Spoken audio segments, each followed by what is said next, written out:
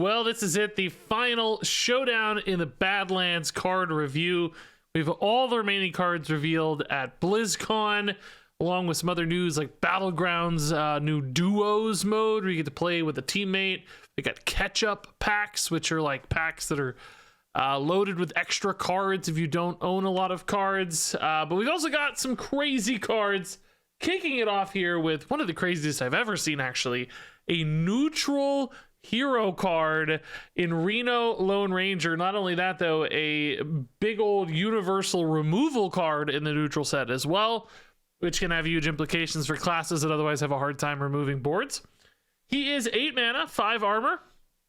Battlecry, if your deck has no duplicates, empty the enemy board and limit it to 1 minion for a turn. Now, that does not mean per turn, where they can only ever have 1 minion. That just means for a single turn after it has been emptied, they can only throw down 1. That next turn, after that turn's over, they can resume loading up the board with multiple minions. So basically, you totally empty their board, and it has been confirmed that includes dormant minions, which is kind of crazy. We've never had an interaction with dormant minions before. Even the TNT from yesterday's review apparently doesn't interact with dormant minions, but this does. So locations, dormant minions, all of that stuff. Portals for like Sargeras, the new Dragon Highlander card that's going to have that egg out on board. All of that stuff totally emptied, right? And then, of course, you also get a turn where you're not going to have a lot of pressure because the opponent can only play 1 card. So hopefully you get this giant stabilization window off the back of Reno Lone Ranger, which, needless to say, that's great. Universal board clear that not only deals with minions, but everything. All of these different kinds of win conditions just get deleted from existence, which is crazy. And then you get a hero power here, too. That's not bad. Reno's hand cannon. I know you're like, get to the cannon! Show us the bullets! Well, these are the various bullets in Reno's hand cannon. These are going to swap each turn. Each of them deals 2 damage and has a thematic bonus. Arcane Bullet will also refresh 2 mana crystals. Frost Bullet will gain you 4 armor. Fire Bullet will also deal 1 damage to all enemy minions. Holy Bullet will give a random friendly minion +2/+2. The Nature Bullet will discover a spell. That's actually a crazy amount of value long term. The Shadow Bullet will summon a random 3-cost minion, and the Fell Bullet will draw you a card. So, of course, a 1 in 7 chance to hit any one of these means you're not going to expect reliable results off of these, but each of them are good. They're definitely better than average hero powers, of course. Targeted 2 damage at a base is pretty useful, just whittling people down, using it for removal in a grindy game.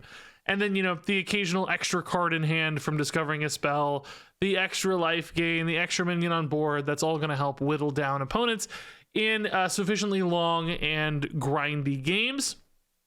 Of course, cards like this always susceptible to combo decks. You know, you can't grind people out of your dead. So just a little bit meta dependent, but I think this card is just so uniquely powerful as a removal card, and especially for classes that don't have access to a lot of these, or just because you want to run no duplicates. Anyway, if you're one of the no duplicate classes, this can give you extra board clears, whereas normally you might have access to 2, but you can't run 2 because you're a Reno deck. Say like a Control Priest, for instance, is going to be a little light on removal. This can fill in the gaps, even for classes that already had access to great removal. So all in all, I think a lot of reasons to run this card. All of the Highlander classes look a lot better. I think, honestly, even just some control decks might feel like an excuse to run Highlander, even if they don't have one of the Highlander support cards beyond Reno Lone Ranger. This might be reason enough in some cases, just because it is such a good universal removal card. That means this is going to get played a lot, I think. Of course, you know, more aggressive decks won't need this. They won't need to go that deep. Are we going to see more aggressive Reno decks, though? I kind of doubt it. Highlander decks. Now that we actually have a Reno, I kind of have to say Highlander decks. Are we going to see more aggressive Highlander decks? Hunters might be a little more aggressive, but I bet even they could squeeze in a Reno Lone Ranger here for this nice asymmetrical board deletion and limitation. That's going to be pretty awesome. So, yeah, crazy to see a neutral hero card. That is just nuts, and crazy power level, I think, on this one as well. Just really good removal. So on to our next legendary here. This is actually one of the coolest cards I've ever seen in Hearthstone. I think I love this. It's Mesa Dune the Fractured, a 6 mana, 6/5 elemental. Battle cry, draw an elemental and split it into 2 halves. So the way this works is it's going to draw you that elemental card. It's going to cut it in half basically, and it'll be 2 different minions, each of which will have half the cost and half of the stats. So the example given in the video, for instance, was if you draw a Ragnaros, it's going to be a 4 mana 4/4 Ragnaros. But importantly, both halves will still have the same card text. They won't try to split any numbers in half on the card text. So you'll have a 4 mana 4/4 Rag that still deals 8 damage. You could get a 5 mana Neptulon that presumably still summons 4/2s, still has Rush and Wind Fury. So you can see basically if you have great text, this allows you to get multiple copies of that card, number one, and sometimes just get a really powerful effect for essentially half the cost. I don't know how they're going to handle odd numbers. My guess is they'll probably round up, but either way, this is interesting because with this mechanic, you actually want to hit really specific key elementals like Neptulon and Ragnaros, and maybe if you're in Mage, we got new stuff like the Tainted Remnant pretty recently for the Titans mini set, right? Like this is a pretty good battle cry. So you're looking for really good card text, and what that means is I don't actually know if this is very good for an elemental deck, because of the elemental package that we've been given in this expansion, it encourages you to run a lot of elementals so you can continue hitting elementals turn after turn for those various elemental streaks, which those definitely seem to go at odds with one another. For instance, we got the new Overflow Surger. Do I really want this in a Mesa Dune scenario? Like, it's a 2 mana 2/1 that summons copies? No, right? I want Ragnaros. I want Neptulon. I want the big heavy hitters. So it's like we got an elemental legendary here that doesn't actually seem to support a lot of the elemental stuff we got in the set. Now, Mage didn't get as much, but there were still like neutral things like the Azurite Giant here, for instance. Again, these just feel like disparate packages and cards that don't really sync up despite being the elemental legendary. So it doesn't really sound like it was designed that way. But of course, you can run this with just Neptulon and Ragnaros and use this as a big tutor that has this like crazy payoff. And maybe you do that instead in a grindier deck instead of an elemental deck. You don't have to try to force this into an elemental deck, of course. You can just run this in a regular deck, right? It doesn't have to be pushed into elementals. And I think that's actually where it's going to be the best. Now, Mage didn't get like a Reno package, for instance, but maybe you could still do some kind of, you got the Reno hero card now. So Reno and just a bunch of good cards, a few key elementals. That's another way to support a good one-off. Like legendaries are great typically in Reno decks. So all in all, really fun design. I think it is playable because there are such great specific targets, and there are those kind of Control or Highlander or some other line that exists, grindier decks. It doesn't even really have to be that grindy. As a 6-drop, getting a couple rags even in a slightly faster deck could be really nice, in fact.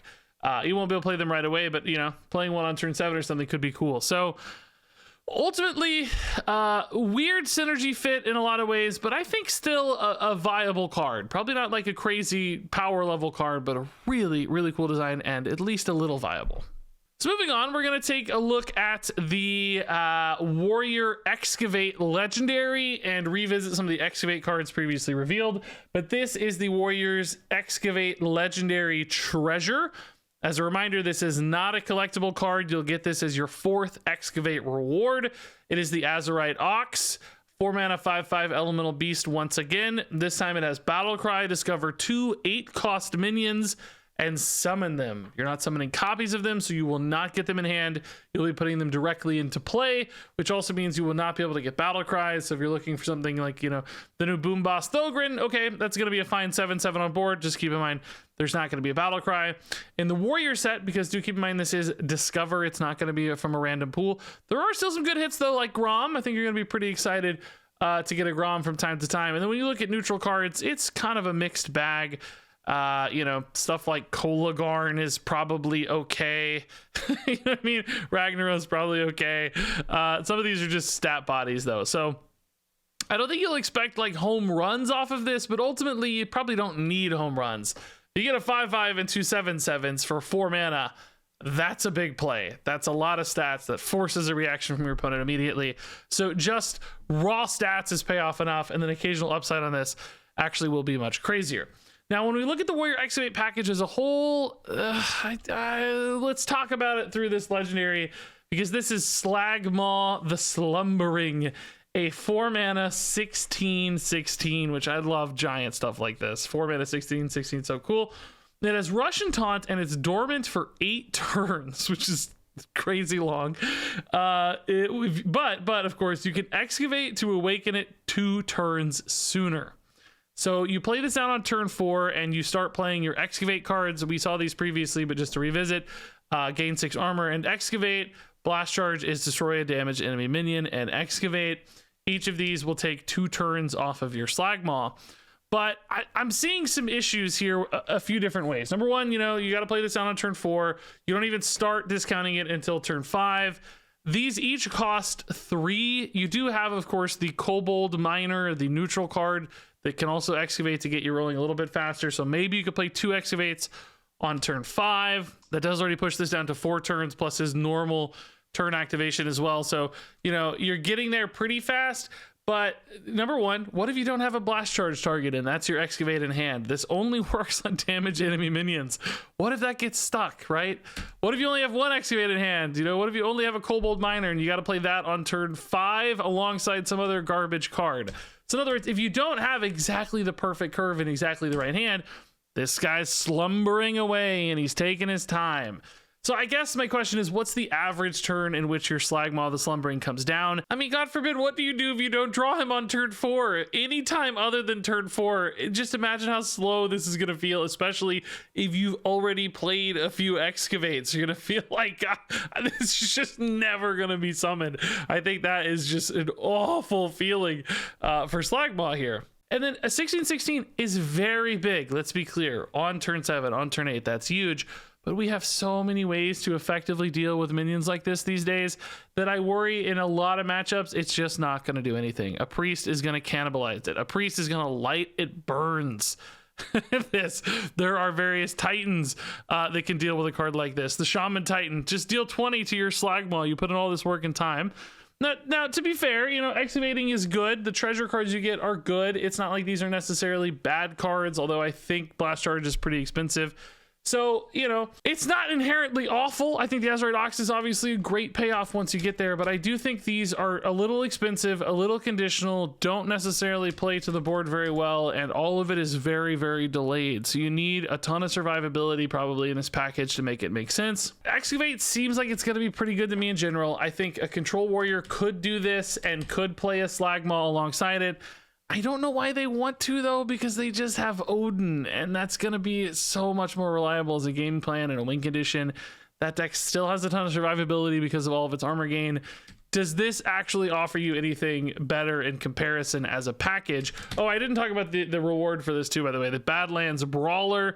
7 mana 4/4 Battlecry, start a brawl. If you've excavated twice, this always wins. This actually looks like a really good card. Again, these excavate payoff cards are pretty nice. Just having extra brawls in your deck that do sufficiently swing the board, make sure you're going to win. Don't risk failing that brawl. I actually think that's good. Even at 7 mana, I think very often you'd be happy to play that. You know, it's like a 2 mana 4/4 on top of your brawl, and it's a much better brawl guaranteed. So this is another good reason to excavate, right? It's all good, fine stuff. I just think there is this, you know, opportunity cost that if you're doing all this, you're not doing Odin stuff, and Odin just feels like such a well-defined win condition that I don't know that other game plans have as much room or space to operate. And I don't know if you need to do this, which is kind of sad because it looks fun, it looks cool, but it may just be a little bit too slow comparative to other win conditions that do exist in Warrior. I think this guy is probably going to come down a turn or two late too often to make that difference, because I don't think you're always going to have the perfect dream hand where this gets summoned really quickly, right?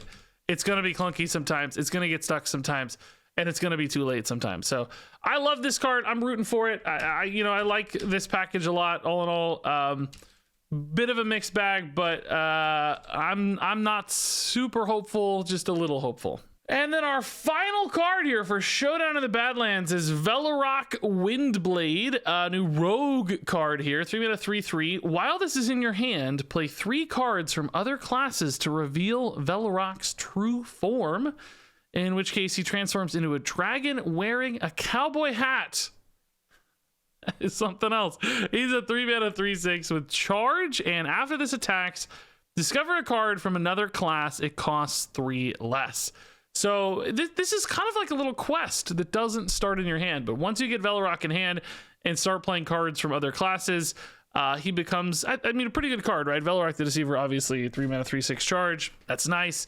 You know, a little bit of face damage. It's going to activate right away. You're going to be able to discover a cool card. It's discounted. That's upside. You know, plays more towards your test, towards your thief game plans.